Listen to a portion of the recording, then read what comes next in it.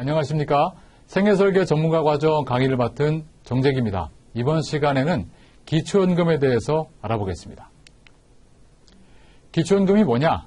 관련된 법이 있습니다. 기초연금법 제1조에 보면 노인에게 기초연금을 지급하여 안정적인 소득 기반을 제공함으로써 노인의 생활안정 지원, 복지 증진을 목적으로 시행하는 제도라고 명시가 되어 있습니다. 바로 이 기초연금법의 근거에서 운용되고 있는 제도가 기초연금이라고 보시면 되겠습니다.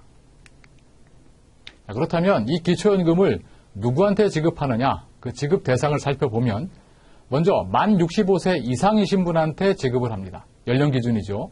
두 번째는 가구의 소득과 재산을 가지고 이른바 소득 인정액을 산출합니다. 이 소득 인정액이 매년 고시하는 산정 기준액 이하이신 분, 그런 분들한테만 지급을 한다로 되어 있는데 단독 가구의 경우에는 2021년 기준으로는 선정 기준액이 169만 원이고요.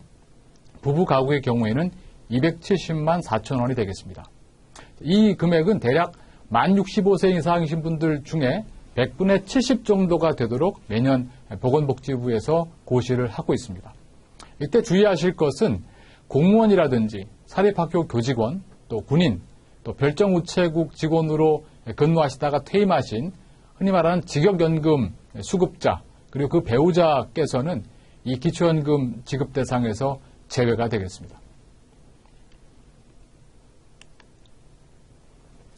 다음으로 얼마를 지급하느냐가 또 궁금하시죠? 이때 중요한 개념이 바로 기준연금액입니다. 기준연금액은 2021년 기준으로는 30만 원인데 이 30만 원을 해당되시는 분들한테 모두 일괄적으로 지급하는 것이 아니고 국민연금 수령액이라든지 각종 감액 제도에 따라서 감액을 해서 개개인별로는 이 금액보다 적거나 또 가장 많이 받으시는 분들은 30만 원까지 받는다고 보시면 되겠습니다.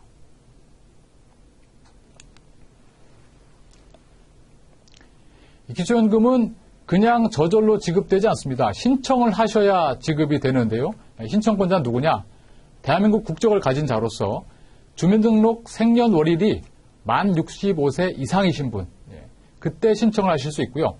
한 달 전부터는 또 미리 신청하실 수도 있습니다.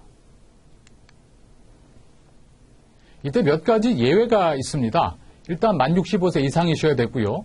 주민등록이 있는 복수국적자도 신청하실 수 있습니다. 그리고 대한민국 국민과 혼인한 국내 체류기간이 아직 2년을 경과하지 않은 외국 국적의 배우자도 신청하실 수 있고 또 사회복지 전산관리번호를 부여받으신 분 또는 거주불명 등록자도 신청하실 수 있겠습니다. 신청 방법 말씀드리겠습니다.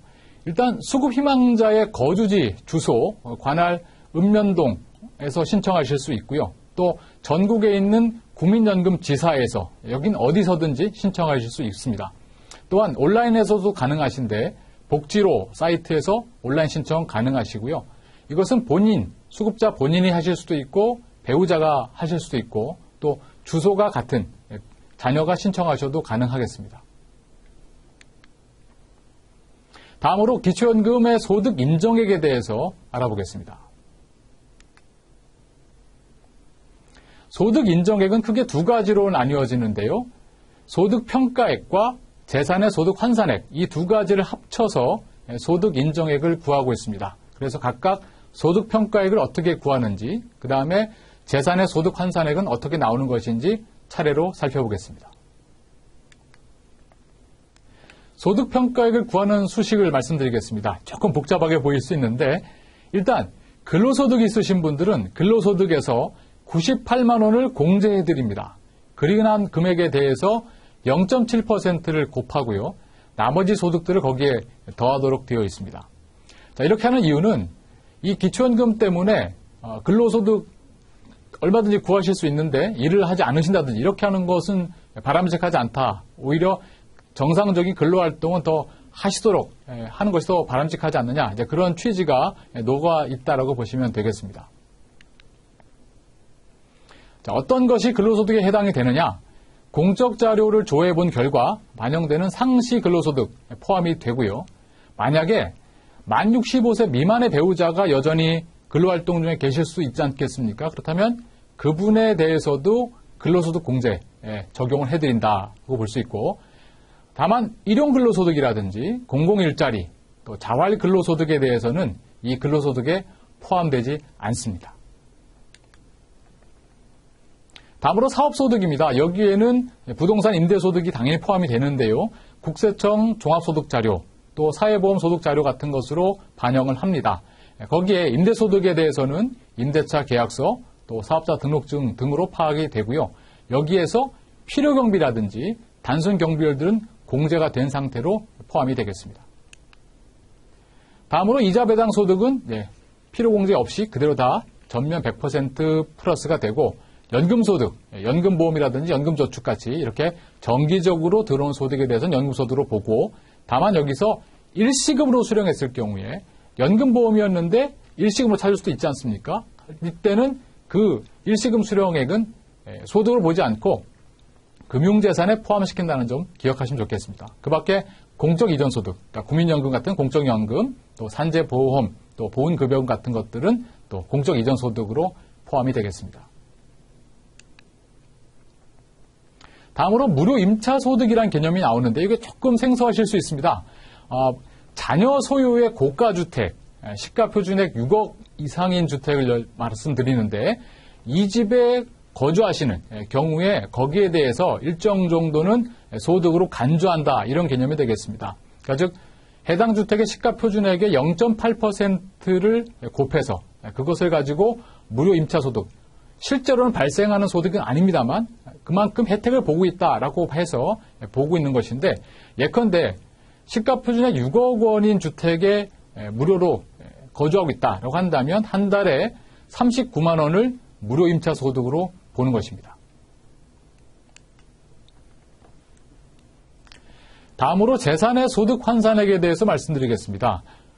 좀 복잡한 수식이 나와서 어떠실까 모르겠는데 사실 원리는 간단합니다. 일단 일반적인 재산이 있지 않겠습니까? 그 일반 재산에서 이 정도는 빼줘야 된다, 기본적으로 필요한 재산이다 라고 해서 기본 재산액을 공제해드립니다. 그리고 금융재산에 대해서도 2천만 원 정도는 또 유사시에 필요한 현금 같은 걸로 봐서 그 정도 또 빼준다, 공제를 해드리고, 그 밖에 각종 부채에 대해서도 당연히 빼줘. 그렇게 하면 이른바 순자산, 물론 거기에서도 기본재산이라든지 금융재산 2천만 원까지는 공제가 되겠습니다만, 그 금액에 대해서 연 4%로 소득 환산율을 적용을 하고 다시 월 12개월로 나눈 이런 금액이 되겠습니다. 거기에 PEAO 빌려부되는 건 뭐냐? 이른바 고가 자동차 같은 것들, 또 골프회원권 같은 거, 이런 것들은 별도의 재산으로 봐서 또 추가로 플러스가 되겠습니다. 이렇게 해서 월로 실제로는 소득은 아니지만 재산을 보유한 만큼 소득으로 일정 부분 환산을 시켜가지고 더한다라고 보시면 되겠습니다.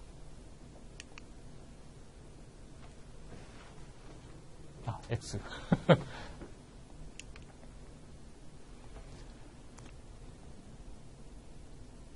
재산의 종류를 좀 살펴볼까요? 네. 크게는 보면 일반 재산과 금융재산으로 구분할 수가 있는데, 일반 재산에는 부동산, 임차보증금 이런 것들 들어갑니다. 이때 부동산은 시가 표준액으로 평가한다. 이 부분 기억하시면 좋을 것 같고요. 그다음에 조합원 입주권, 분양권도 포함이 되고, 또 자동차, 회원권도 포함이 되겠습니다. 금융재산에는 일반적인 금융재산 들어가고요. 아까 말씀드렸던 기본재산액, 그러니까 이 정도는 최소한 주거를 위해서 필요하다라고 해서 일반 재산에서 공제해 주는 것을 이제 말씀드리는데, 어디에다가 주소를 두고 있느냐에 따라서 금액이 조금 달라지는데요. 서울과 같은 대도시라고 한다면 1억 3,500만 원을 기본재산에서 공제해 드립니다. 중소도시, 그러니까 도회시라든지 또 세종시 같은 경우는 8,500만 원, 또 도회, 군 같은 경우에는 7,250만 원을 공제해 드립니다. 다음으로 기타, 증여재산인데요. 증여재산에 대해서도 소득 환산액으로 들어올 수 있습니다. 일단 증여한 재산 가액에서 만약에 이걸 증여를 하고 아니면 처분을 하고 나서 현금이 생길 거 아니겠습니까? 그걸 가지고 다른 또 재산을 취득할 수도 있을 거 아니겠어요? 그 부분들은 또 빼주고, 본인 소비분과 자연적 소비 금액을 빼서 기타 증여재산을 환산하게 되는데, 기본적으로는 증여 당시에 시가표준액 기준으로 반영이 되겠습니다. 아시는 것처럼 증여라는 것은 무상으로 양도한다든지 또 단순하게 명의를 변경한다든지 해서 어쨌든 재산을 양도하는 경우도 포함이 되겠고요. 그 밖에 공익이라든지 자선 목적으로 이렇게 종교단체라든지 사회복지법인에 기부하시는 경우도 좋은 뜻을 하신 거긴 합니다만 이 증여 재산에 포함이 됩니다. 또한 자연적 소비 금액이라고 해서 이 정도는 매년 얼마씩 차감을 해주는 그런 개념이 들어있는데요. 이 부분들은 뒤에 표로 같이 한번 설명을 드리겠습니다. 많은 어르신들 중에 이 재산 때문에 기초연금을 못 받는다, 이런 문제가 생겨서 그렇다면 내 재산을 좀 줄이면 되겠다. 그래서 자녀들한테 이렇게 증여를 하시는 경우가 있습니다. 그런데 문제는 증여를 하신다고 해서 그 재산이 그대로 다 즉시로 빠져버리는 것이 아니고 일정 정도 기간이 지나야 그것이 다 소진이 된다. 이런 개념이 있습니다. 바로 증여 가액별 재산 소진 기간인데요. 예를 들어서 3억 원인 주택을 자녀한테 증여했다고 해보겠습니다. 그러면 본인 재산에서 3억이 빠져나간 것이죠. 하지만 단독 가구의 경우에는 아까 보신 자연감소분을 인정을 해주는 부분들이 있기 때문에 한 12년 7개월 정도가 지나야 이 3억 원이 다 소진이 된다. 이런 개념이 되겠습니다. 만약에 부부 가구라면 좀 더 짧아져서 10년 3개월 정도가 걸려야 3억의 재산이 다 소진돼서 본인의 기초연금을 받을 수 있는 그 소득 환산액에서 완전히 다 빠져나간다라고 보시면 되겠습니다. 따라서 기초연금 때문에 증여를 하셨는데 정작 이 기간이 다 도래하지 않아서 물론 조금씩 줄어들긴 하겠습니다만 어쨌든 이 부분 때문에 증여를 했는데도 불구하고 기초연금을 못 받는 일들이 간혹 생길 수 있으니까 주의하실 필요가 있겠습니다.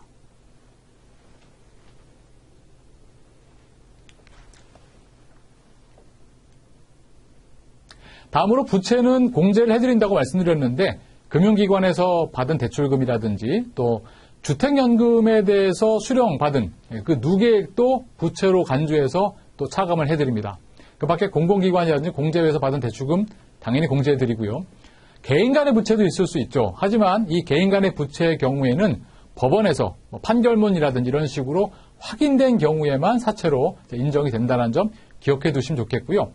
임대보증금도 회계적으로는 당연히 부채이긴 합니다만 시가표준액의 50% 범위 내에서 인정이 되지만 단 한 채만 인정된다는 것 같이 기억하시면 좋겠습니다. 여기에 부채로 인정되지 않는 것들이 몇 가지 있습니다. 마이너스 대출 인정 안 되고요. 카드론, 또 단기간에 의한 어떤 어음 할인에 의한 대출 같은 것들도 반영이 되지 않습니다. 그리고 개인 간에 빌린 빚은 맞는데 뭔가 아직 법원에서 확인되지 않은 사채에 대해서도 인정되지 않는다는 점 기억하시면 좋겠습니다. 다음으로 기초연금 급여의 결정 및 지급에 대해서 말씀드리겠습니다. 기초연금 급여액의 결정 과정은 크게 4단계로 이루어지는데요. 먼저 어떤 유형에 해당되는지 대상 유형이 분류가 됩니다. 그 다음에 그 유형에 따라서 기초연금액이 산정이 됩니다. 15만 원에서 30만 원의 기초연금액이 산정이 되고 여기에 감액을 적용시킵니다. 부부 감액이라든지 또 소득 역전 방지 감액 같은 감액을 적용한 연후에 최종적으로 1인당 최저 3만 원에서 최대 30만 원의 액수가 결정이 되겠습니다. 앞서 말씀드린 것을 좀 더 상세하게 표로 정리하면 이렇게 됩니다. 보시는 것처럼 총 7가지의 유형이 있습니다. 예컨대 무연금자, 국민연금 같은 게 전혀 없다. 이러신 분들 같으면 1유형에 해당이 되시겠고요. 또 국민연금 수급권자 중에서도 유족연금 받으시는 분 있을 수 있고 또 노령연금 수급자 중에서도 그 액수에 따라서 유형이 되게 달라지겠습니다. 그 다음에 직역연금의 특례 대상이신 분들도 예를 들면 7유형으로 해당이 됩니다. 이 유형에 따라서 하단에 보시는 것처럼 기초연금액이 기준연금액을 다 받을 수 있는 유형 1, 2, 3, 4 유형은 그렇게 되겠고요.